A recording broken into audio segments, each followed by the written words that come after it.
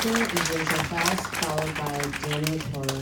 Good morning. My name is Rachel Fauss. I'm the Senior Research Analyst for reInvent Albany. We advocate for more transparent and accountable state government, including state authorities like the MTA. I'm here to speak about the 2020-2024 capital plan. The enormous amount of funding pledged to the MTA is hugely welcome, badly needed, and we hope all spent and well spent. This said, we have major concerns about the MTA's ability to build all these projects within a politically viable time frame. By our reckoning, billions will not have been spent a decade after the plan has started. Our analysis of MTA spending shows the biggest constraint on completing capital plans is the ability to spend, not find funding.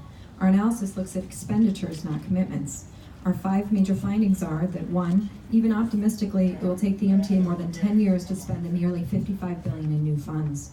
The highest ever capital spending was $6.6 billion in 2018 for all capital plans, but the most spent on a single plan in 1 year was $4.5 billion in 2009. 2, the announced funding is not guaranteed. A Democratic president gave the MTA $7 billion for the 2015 plan, and this new plan expects $11 billion from the feds.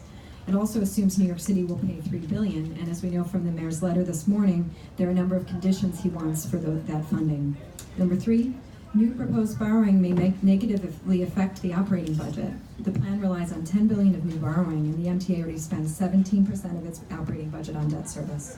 4, the plan lacks the same basic transparency as the 2015 plan, providing less detail for more spending.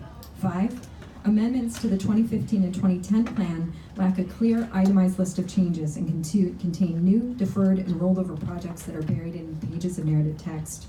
The MTA will inevitably have to choose which projects come first and last, so it's best they do transparently.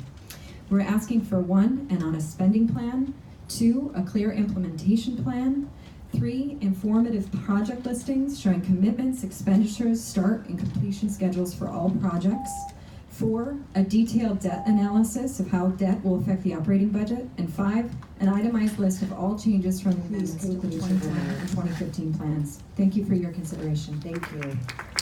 Our next speaker